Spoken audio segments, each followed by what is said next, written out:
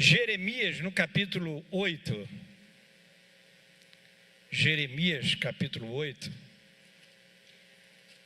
Eu queria compartilhar um texto que eu tenho refletido um pouco sobre isso, né? Não existe nada mágico no último dia do ano, né? No chamado culto da virada. Não tem nenhum misticismo, né? Nós não acreditamos em nada que seja místico, enfim. Seja como for, o último dia do ano é um dia propício para a gente fazer uma coisa muito importante, que é fazer um balanço da nossa vida, né? Existe um hábito muito saudável que uma vez eu conversando com o presidente da empresa onde eu trabalhei, e ele me falou assim: Wellington, eu tenho o hábito de todo dia que eu chego em casa, à noite, antes de dormir, eu começo a refletir sobre o meu dia, desde a hora que eu acordei. Os meus atos, meu comportamento, a maneira como eu me dirigi às pessoas, e eu começo a refletir sobre como eu me comportei durante o dia. Eu faço um balanço e a partir dessa avaliação eu começo a fazer alguns ajustes na minha vida. E eu achei muito interessante aquela palavra. E assim, o último dia do ano é um dia propício para a gente parar um pouco, avaliar como foi nosso ano em 2023, em que nós acertamos os pontos positivos, os pontos negativos, e a partir daí a gente estabelecer metas, né? Todo planejamento, preste atenção, todo planejamento, ele primeiro nasce de uma avaliação. Para você planejar, traçar meta, você primeiro tem que avaliar o teu real estado, né? Onde você está, como você chegou. Então é um dia propício para a gente parar e reavaliar como foi esse ano, e que a gente possa traçar um projeto de vida para 2024. Você entraria num avião se o piloto não tivesse ali um plano de voo? Claro que não. Da mesma forma, a gente vive a vida sem um plano, sem saber para onde a gente quer ir. Muitos de nós somos muitas vezes como um barco à deriva. Não tem metas da vida, não tem planos bem estabelecidos na vida. E alguém já disse que se teu alvo é o nada, você chegará ao nada. Então existem pessoas que não tem nem como aquilatar, avaliar se ela cresceu, se desenvolveu como pessoa, porque simplesmente ela não tem meta na vida, ela anda e caminha ao sabor das circunstâncias, né? É a síndrome de Zeca Pagodinho, deixa a vida me levar. Então isso é muito sério. Eu quero convidar você a, nesse final de ano, estabelecer algumas metas na sua vida e persegui-las. E eu refleti um pouco, eu até postei no meu Instagram hoje, isso que eu, como dizia um antigo pastor nosso, né, Maurélio? Eu não li livro nenhum não, isso eu estava refletindo, e aí eu comecei a escrever, o seguinte tema, eu dei um tema, 7 coisas que você precisa fazer antes do ano terminar. Aí eu falei, que 7 coisas eu preciso fazer antes que o ano termine? Aí eu fui escrevendo 7 coisas. Eu postei no meu Instagram. Mas abra sua Bíblia em Jeremias capítulo 8, versículo 20. Se puder projetar. Jeremias capítulo 8, versículo 20. Passou a cega, findou o verão, e nós não estamos salvos. Viu? Esse tem sido o lamento de muita gente. Israel, assim, olha, passou a cega, findou o verão, as oportunidades vieram, acenaram para mim, mas eu não as aproveitei, eu deixei passar, eu desperdicei e nós não fomos salvos. Eu desperdicei as oportunidades. Mais um ano. Quantos de nós não nos ressentimos disso, né? Poxa, a idade chegou, a doença bateu à minha porta, eu já estou velho demais, eu tive a oportunidade de crescer, de me desenvolver, e agora eu estou nessa situação. 7 coisas para fazer antes do ano terminar. A primeira coisa que nós devemos fazer antes que o ano termine é: seja um promotor da paz. Peça perdão a quem você magoou. A primeira atitude é: entre esse ano refletindo nas pessoas que você entristeceu, que você magoou, e procure essa pessoa e tenha a humildade de reconhecer que você a magoou. Ou mesmo alguém que eventualmente tenha magoado você, libere essa pessoa. Eu gosto muito de uma definição de perdão, que é a seguinte: perdoar é abrir mão do direito de punir. Repita comigo: perdoar é abrir mão do direito de punir. Porque quando alguém nos ofende, quando alguém nos magoa, quando alguém nos faz mal, quando nós não perdoamos, quando nós insistimos em punir aquela pessoa, quando nós nutrimos mágoa e rancor no coração, isso só faz com que a gente se autopune, é uma autossabotagem. Quem não libera perdão, quem vive com mágoa e rancor no coração, está sempre se autopunindo. E o pior de tudo, guardar mágoa no coração é autofagia. Quem não perdoa, quem nutre mágoa, está na verdade destruindo a si mesmo. E toda pessoa que guarda mágoa, entra ano, sai ano e não perdoa, é uma pessoa que vive sempre prisioneiro. Se o perdão ele é libertador, é uma bagagem da qual você se desvencilha, a falta de perdão é como você conviver com aquela pessoa 24 horas, uma pessoa com quem você não quer conviver, mas ela está sempre ao seu lado ali, porque você não libera, você não perdoa, você está sempre no seu pensamento. Você vai almoçar, você vai jantar, aquela pessoa que te fez mal, que te magoou, que você não perdoa, está ali com você. E aí você já não tem mais vontade de comer. É uma prisão. Você vai dormir, aquele fantasma ali te assombrando e você perde o sono. Então, quando você perdoa alguém, quando você decide perdoar, quando você abre mão do direito de punir, você se liberta dessa prisão e você vive livre. Eu conversava há pouco com uma pessoa que emprestou dinheiro para uma pessoa, essa pessoa não pagou. E ela começou a ficar com a alma azeda, com o coração triste, porque é muito triste, né? A gente emprestar o dinheiro, a gente socorrer uma pessoa na sua necessidade, depois essa pessoa não paga. E tem uma coisa, irmãos, que é pior do que não pagar, é não dar uma satisfação. Aí alguém disse assim: olha, eu cobrei 1 mês, cobrei 2 meses, cobrei 6 meses, cobrei 1 ano, e os anos passaram, e toda vez que alguém via aquela pessoa, vinha aquele cimento de amargura, de rancor, e um dia ela percebeu o seguinte: não adianta mais cobrar, eu vou perdoar essa dívida. Eu vou perdoar essa dívida. E quando ela perdoou, ou seja, ela abriu mão do direito legítimo, ela sentiu o quê? Paz no coração, porque perdão é isso, perdão ela produz paz. Alguém disse que não perdoar ou desejar ter a amargura de alguém é tomar um copo de veneno esperando que o outro morra.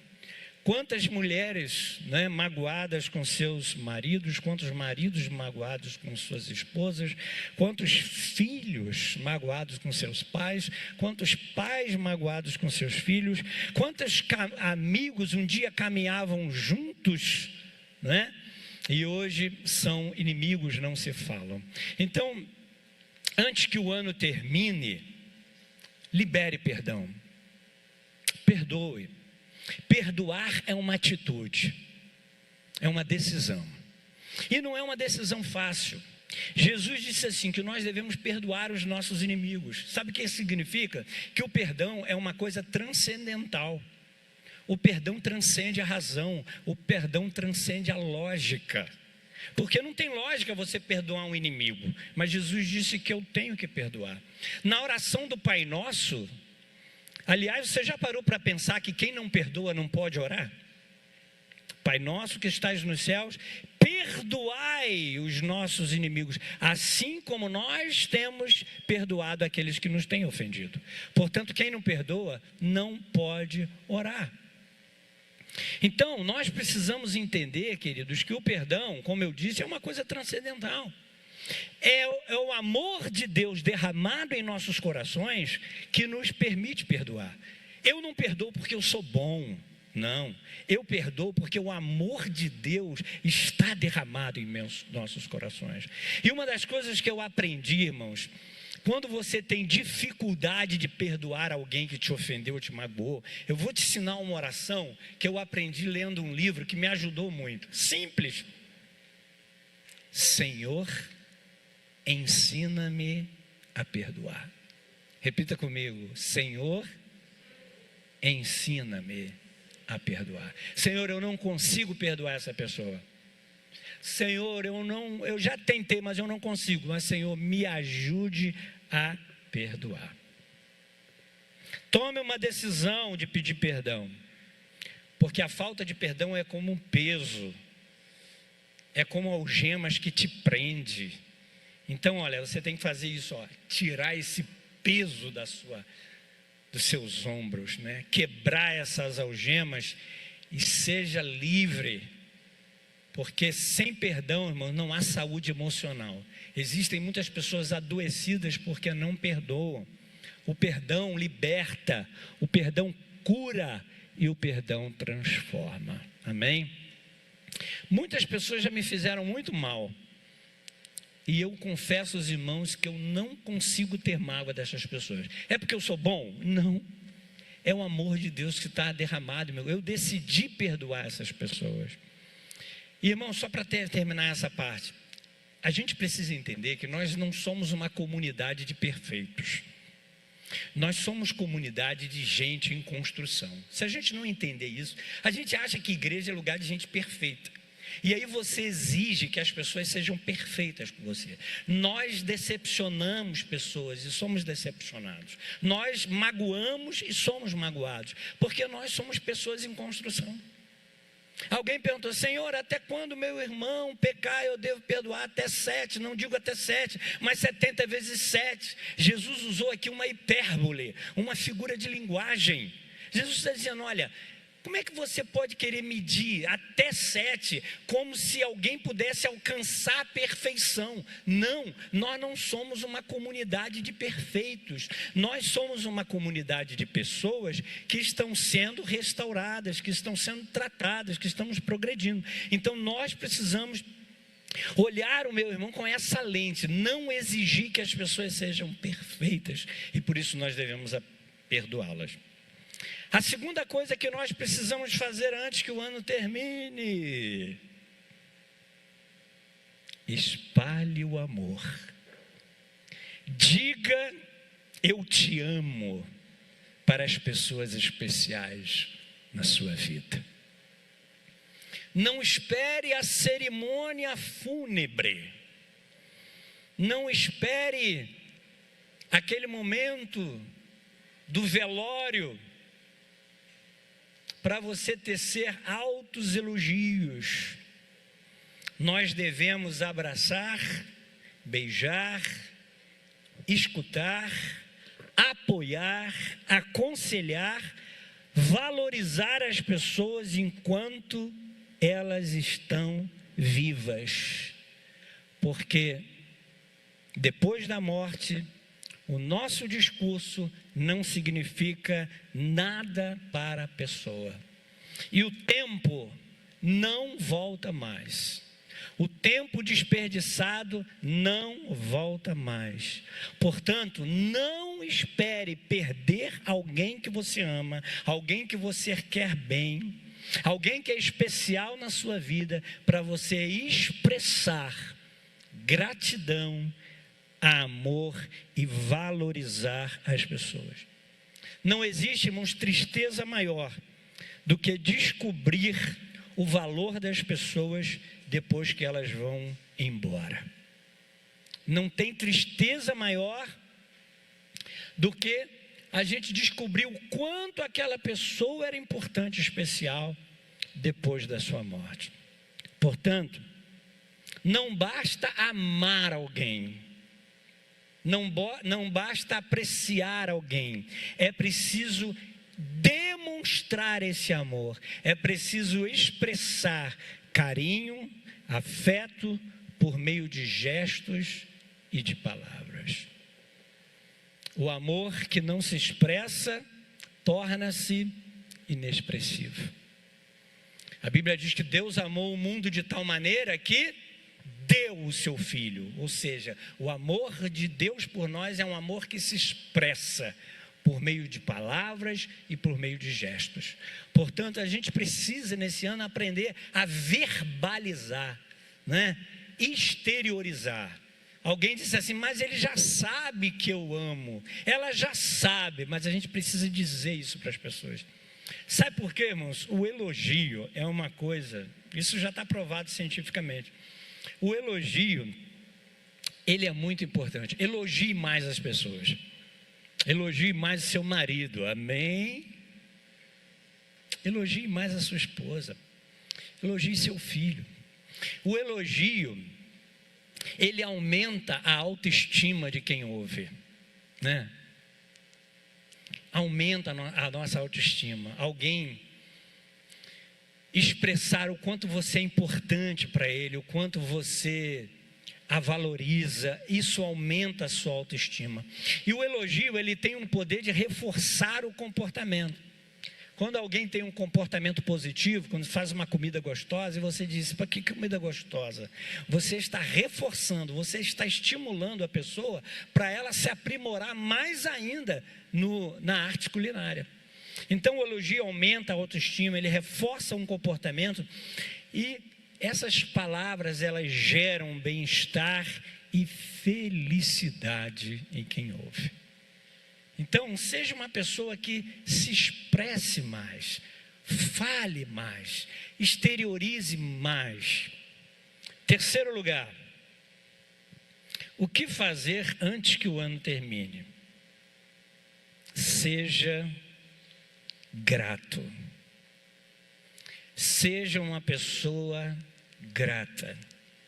Agradeça se você chegou até aqui, no dia 31 de dezembro de 2023, é porque Deus te ajudou, é porque Deus te sustentou, e Deus usou pessoas também para te ajudar, para te estender a mão. Então seja grato, porque a vida é um presente de Deus. O meu coração, ele bate antes mesmo de 22 de novembro de 1967, quando Carmelita e José Nunes me concebeu, 9 meses antes, e há 56 anos esse coração não para de bater. Significa dizer que a cada segundo é um milagre que se repete. E eu tenho motivos para dizer, Senhor, obrigado, obrigado, obrigado, obrigado. Tem um livro que é best-seller, que ele fala sobre a importância da gratidão, e ele lança um desafio. Ele disse assim, tente passar um dia sem reclamar. Esse é o título do livro, um dia sem reclamar. Ele diz que o ser humano ele tem a tendência natural de reclamar. A gente reclama daquilo que a gente não tem, quando deveríamos agradecer por aquilo que a gente tem. A gente reclama pelo carro que a gente não tem, mas se esquece de agradecer pela bicicleta que a gente tem. Quem de vocês aqui, levanta a mão, quem de vocês aqui já abriu a torneira da pia da sua casa e disse assim: Senhor, tenho água, obrigado. Já fez isso? E quantos não têm água? Amém, aprendeu. Quem aqui já ligou o interruptor da luz e pá, luz, eu tenho luz. Obrigado, Jesus, pela luz, pela energia elétrica. Quem aqui já pegou a chave do seu carro? Vou trabalhar. Estou precisando de um carro novo, tá? O meu é 2012. Mas olha, eu mesmo não fiz isso, preciso aprender, estou pregando para mim. Jesus, obrigado pelo carro que eu tenho. Porque afinal de contas, eu trabalhei para isso, eu ganhei, mas quem me deu vida e saúde é Deus. Então eu preciso agradecer. Nós somos abençoados todos os dias, mas nem sempre percebemos e deixamos muitas vezes de agradecer. Não reclame do que você não tem, agradeça a Deus pelo que você tem. A gratidão é a memória do coração. A Bíblia nos ensina a ser grato por tudo. Quem tem filho pequeno aqui, que fica na salinha? Alguma vez você chegou para a tia da salinha e disse: obrigado por ter ficado com meu filho? São coisas tão normais, a gente assiste o culto aqui numa boa, se agradece. Então a tia lá se preparou a semana, a líder do ministério infantil. No final do culto você recebe o seu filho, recebeu a ministração da palavra, a professora, a tia investiu no caráter do seu filho, possibilitou que você assistisse o culto tranquilamente. E às vezes são coisas tão simples e que às vezes para uma professora é tão importante. Obrigado por cuidar do meu filho. Obrigado por se dedicar ao meu filho. Obrigado, Michele, obrigado por você se dedicar tanto como líder do ministério infantil. Eu agradeço a Deus por sua vida. Então, queridos, nós precisamos reclamar menos e agradecer a Deus, porque afinal de contas nós somos ricos. Se alguém pagasse, Gabriel, 100 milhões de reais pelos seus 2 braços, suas 2 pernas, você aceitaria? Então você vale muito mais que 100 milhões de reais. Tu é rico, tá vendo? A gente é rico, então devemos agradecer a Deus por tudo. Seja uma pessoa grata, agradeça a Deus. Em primeiro lugar, agradeça as pessoas. Às vezes, irmãos, olha, hoje mesmo eu recebi uma ligação de um pastor amigo meu, que, Carlos Alberto, pastor lá auxiliar da Leila, da PIB, a gente conviveu junto, garoto, ele foi meu liderado, foi padrinho de casamento, a gente tem uma história. Eu fui por um caminho, eu sou pastor, ele também é pastor, mas hoje ele me ligou: poxa, Wellington, olha, eu queria dizer o quanto eu valorizo, né, a nossa infância, a nossa adolescência, a nossa juventude.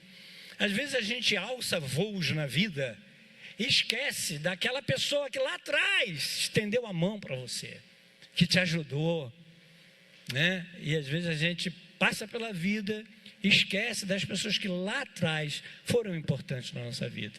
Então, agradeça. Quarto lugar, respire fundo. Está preparado? Tem algum acumulador aqui? Desapegue-se. Livre-se do que não é mais útil na sua vida. Elimine o supérfluo. Sabe aqueles 200 pares de sapato que você tem lá enfeitando? Desapegue. está lá como enfeite.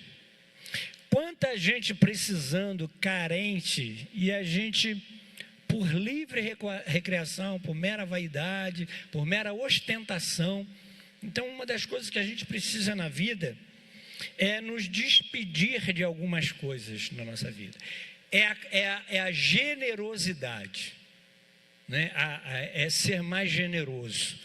Generosidade, a verdadeira generosidade não é abrir mão daquilo que não é útil para você, que não serve. A verdadeira generosidade é você olhar um terreno que você gosta muito e dizer assim: hoje Deus tocou no meu coração para presentear esse terreno para uma pessoa amiga. Isso é verdadeira generosidade. Eu quero muito. Um dia desse, qual não foi a minha surpresa? A Cláudia me mostrou lá na IPTM, um pastor lá profetizando. Eu falei: eu conheço essa camisa. Era a minha camisa. Rosângela doou a minha camisa. Mas ela sabe que eu gosto disso. De vez em quando, ela faz uma limpa lá no meu guarda-roupa e doa uma camisa. Mas é a camisa que eu gostava dessa da camisa. Uma camisa florida, bonita, Marco Aurélio. Aí estava lá o pastor revelando CPF, RG com a minha camisa. Brincadeira, né, Cláudia? Então, quando a gente fala em desapegar, irmãos, desapegar de coisas que muitas das vezes parece boa na nossa vida, mas o melhor muitas vezes só vem quando a gente elimina o que é bom na nossa vida. O que supostamente é uma coisa boa e nós estamos nos apegados, mas aquilo ali está travando a nossa vida. Tem uma ilustração que eu gosto muito de contar, que é a ilustração da vaquinha. Um pastor e um seminarista foi fazer uma visita a uma família, e lá chegando, eles foram muito bem recebidos pela família, e aí conversa vai, conversa vem, e alguém da família disse assim: olha, a gente vive uma vida pacata, uma vida simples, mas Deus tem nos abençoado, que a gente tem essa vaquinha aqui, é a nossa salvação, essa vaquinha aqui que nos dá leite, nos dá suprimento, e a gente sobrevive com os rendimentos aí dessa vaquinha. Muito bem, e vivia aquela vida simples, né, pacata, e o pastor e o seminarista voltaram, e de repente no meio do caminho, o pastor volta-se para o seminarista, olha para a vaquinha, do lado da vaquinha tinha um precipício, e o pastor vai e faz assim, ó, joga a vaquinha pelo precipício. O seminarista fica apavorado: pastor, como é que o senhor teve a capacidade? Que crueldade, pastor, o senhor acabou de ouvir lá que a vaquinha dele é o arrimo da família, é a salvação da família. Eu sei o que eu estou fazendo. O tempo passou, os anos se passaram, aquele seminarista já era um pastor, aí fizeram uma visita novamente à família. Para surpresa dele, quando ele chega naquele sítio, outrora simples, era uma fazenda linda, apresentável. Ele falou assim: olha, aquela família deve ter morrido, deve ter sido despejada daqui, depois que o senhor jogou a vaquinha no precipício. E era uma fazenda paradisíaca. E aí chegaram lá: poxa, que surpresa, feliz em ver que vocês evoluíram. Pastor, sabe o que acontece? O senhor lembra quando o senhor esteve aqui, aconteceu uma tragédia. A vaquinha que a gente tinha apareceu morta lá embaixo do precipício, e aí o senhor sabe, né? A gente então teve que buscar alternativas, e a gente acabou descobrindo que nós tínhamos um potencial que a gente não sabia. E a gente buscou novos potenciais, e desenvolvemos, crescemos, e hoje é o que o senhor está vendo aqui. Moral da história, o pastor contou: às vezes existem algumas vaquinhas na nossa vida que a gente precisa jogar pelo precipício. São coisas que aparentemente são boas, é aquele, às vezes, emprego medíocre, que a gente fica agarrado nele, não quer se soltar, e com medo de assumir risco, e muitas coisas a gente precisa se desvencilhar de coisas na nossa vida, para que a gente possa crescer, se desenvolver e evoluir.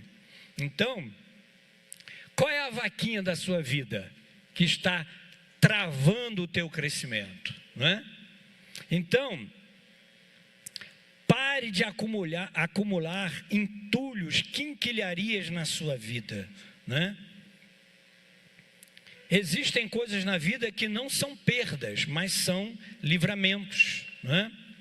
Então pare de ficar carregando bagagens desnecessárias, como culpa, como um passado, com pessoas que não se libertaram do passado, decepções, medos. Então se liberte dessas coisas da sua vida, se desapegue dessas coisas na sua vida, para que você possa decolar, para que você possa crescer. Em quinto lugar,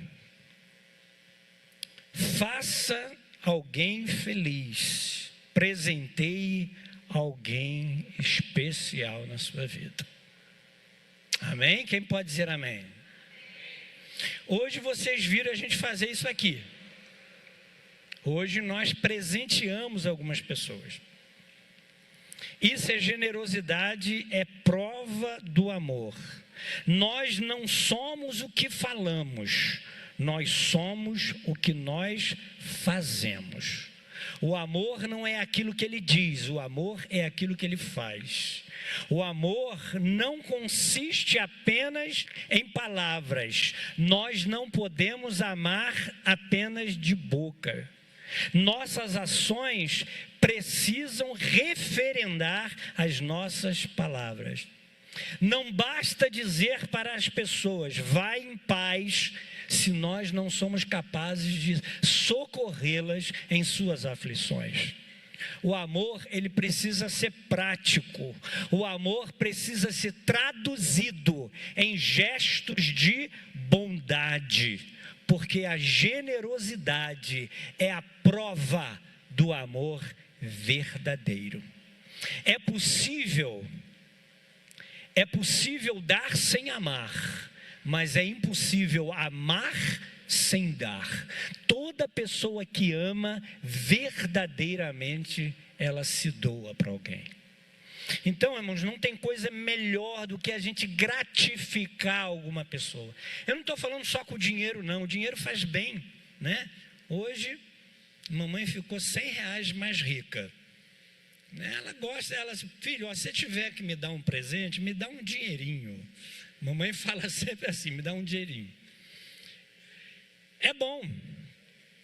Então, seja uma pessoa generosa. Não é só dinheiro. Um abraço. Doe os seus ouvidos para alguém.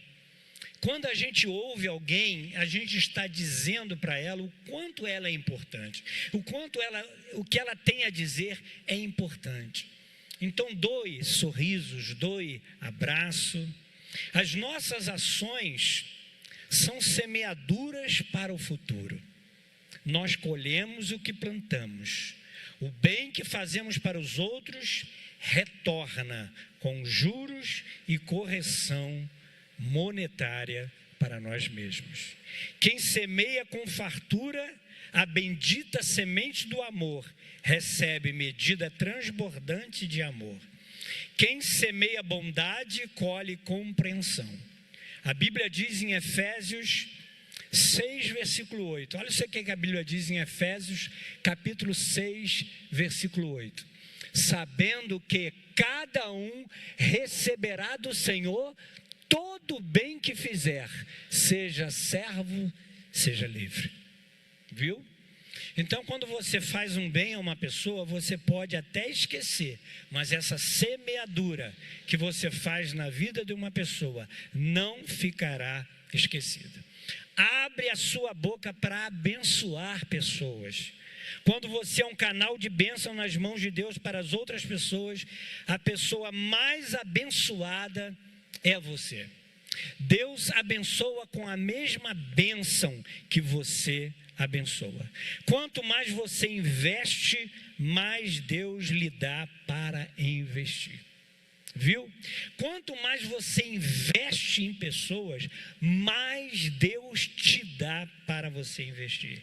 Quanto mais você distribui, mais Deus multiplica a sua sementeira. Quanto mais você abençoa, mais abençoado você se torna.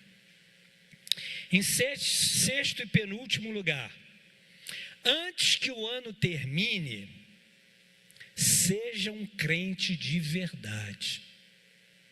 Arrependa-se do seu pecado e consagre sua vida a Deus. Que nesse ano você tenha essa determinação de ter uma real experiência de salvação. Senhor, eu quero verdadeiramente ter um encontro não com a religião, mas um encontro com Cristo. E a porta de entrada para a salvação chama-se arrependimento. E arrependimento é você voltar-se do pecado, abandonar o pecado e voltar-se para Deus. Arrependimento não é quando eu choro. Arrependimento não é quando eu lamento. Arrependimento é quando eu mudo. Não há arrependimento se não houver transformação, se não houver mudança. Então que nesse ano você, Senhor, eu quero ser um crente de verdade. Porque você pode saber tudo de Bíblia, você pode jejuar muito, você pode ser uma pessoa muito ativa na igreja, mas se você não se arrepender dos seus pecados, se você não der meia volta e não se voltar para Deus, você vai atrair a ira de Deus sobre a tua vida. Então que nesse ano você possa, Senhor, eu quero ser um crente de verdade. Em último lugar, seja uma pessoa determinada. Tome uma atitude. Decida mudar. O ano só é novo quando você muda. Repita comigo: conhecimento gera conscientização, mas somente a atitude gera mudança. De todas as pregações que você ouviu na Oasis em 2023, grandes pregações, grandes sermões, eu me lembro de muitos deles. Muitos de vocês choraram, muitos de vocês foram impactados.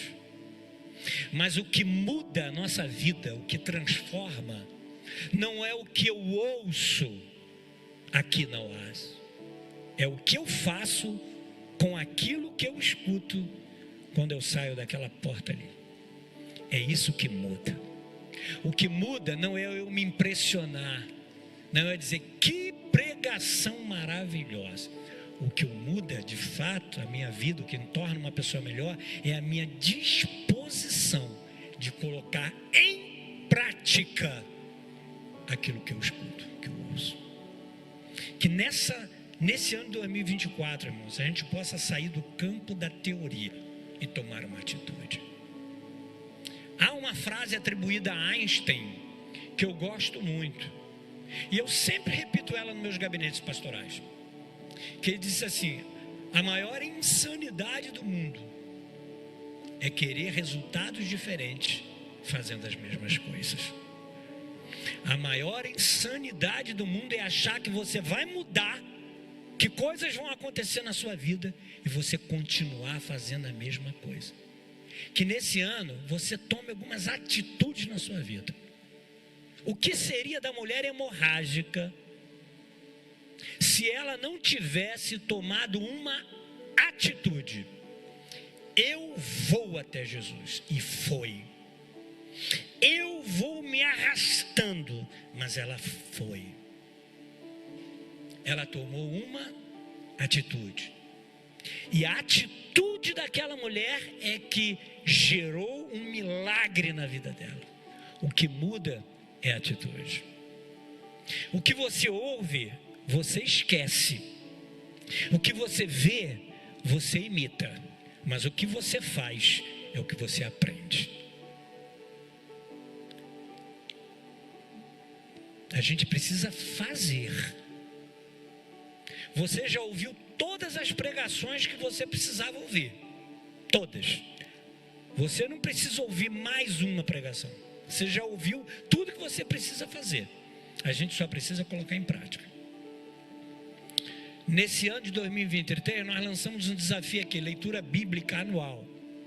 Pouquíssimas pessoas fizeram. Que nesse ano de 2024 você tome uma atitude. Vou ler a Bíblia toda.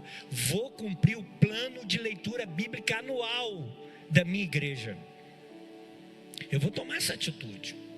Ainda que eu sangre, mas eu quero mudança na minha vida. Irmão, toma uma atitude. Decida orar mais em 2024. Investir mais tempo com Deus. E menos com isso aqui, ó.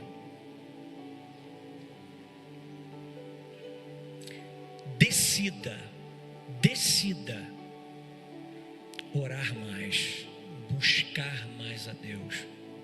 Decida ler a Bíblia. Não, responda para você. Você tem vida de oração? Você está satisfeito com a sua vida de oração? Aí o crente fica fraco, anêmico, frio espiritualmente, não sabe o porquê. E a gente quer que Deus faça. Deus, ele move o céu e a terra para fazer aquilo que você não pode fazer. Mas Deus não move uma palha para fazer aquilo que cabe a mim fazer. Vamos ficar de pé em nome de Jesus. Não seja um barco à deriva. Eu estou tomando algumas atitudes na minha vida esse ano, 2024. Eu quero fazer algumas coisas. Escreva, irmãos, escreva. Eu aprendi que plano tem que ser escrito, tem que colocar no papel. Aqui, deixa eu fazer uma pergunta de prova. Quem escreveu no papel o seu projeto, as suas metas para 2024? Marluce, Dani, 3 pessoas, 4, 5. Eu quero desafiar você, escreva metas para a sua vida. Metas para a sua vida. Senhor, esse ano eu quero cuidar da minha saúde espiritual, da minha saúde física. É uma das minhas metas para esse ano. Eu creio que eu vou cumprir, mas é meta. Elimine, aí ó,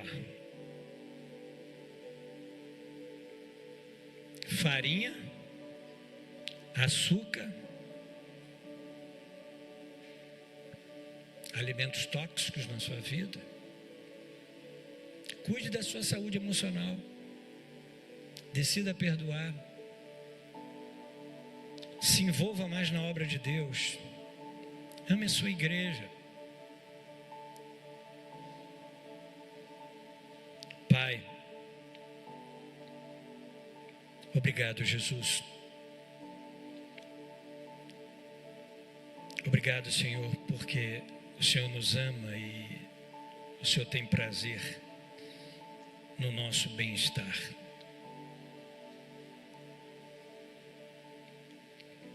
Que neste ano de 2024, Senhor, eu possa verdadeiramente ser mais grato a Ti, Pai. Que eu possa ser mais generoso e menos egoísta. Que eu possa olhar mais para o próximo. Que eu possa ser um promotor da paz. Que eu possa me desvencilhar de toda a carga de amargura, de ressentimento. Que eu possa perdoar o meu irmão a quem me ofendeu. Que eu possa expressar gratidão, carinho e afeto para as pessoas. Que eu possa abraçar mais, que eu possa, Senhor, ser mais compassivo, mais afetuoso com as pessoas. Que eu possa reconhecer o valor das pessoas na sua trajetória de vida. Senhor, me faz uma pessoa mais grata, mais grato a Ti. Que eu possa ser mais grato às pessoas em minha volta. Que eu saiba dizer obrigado, obrigado, obrigado. Senhor, que eu possa me desapegar de toda a quinquilharia, de tudo que é supérfluo e inútil, incluindo as amizades tóxicas, de hábitos nocivos que eu insisto em conviver, que eu possa me libertar, Senhor, de todas as mochilas do pecado. Pai, que eu possa ser generoso, fazer alguém feliz. Que eu possa me preocupar não apenas com a minha felicidade, mas com a felicidade das pessoas próximas a mim. Que eu possa, Senhor, ser mais solícito, mais sensível à necessidade do meu próximo. Que eu possa estender a mão para o fraco, para o aflito e para o necessitado. Senhor, que eu seja um crente de verdade, que eu me arrependa do meu pecado e que eu consagre, santifique toda a minha vida a Deus, corpo, alma e espírito, e que eu possa em 2023 sair do campo das boas intenções, sair desse marasmo, dessa mediocridade, dessa esterilidade espiritual, e que eu possa tomar uma atitude, Pai. Que eu possa transformar o meu conhecimento em atos concretos. Que eu possa decidir, Pai, amar mais a Ti, dedicar mais à minha família e cuidar mais de mim. Obrigado por tudo, Pai, em nome de Jesus. Amém e amém. Graças a Deus. Que Deus abençoe. Aplauda glorificando ao Senhor. Pode tomar a... Eu vou para o meu oásis, Jesus, Tu és o meu oásis, és o lugar onde encontro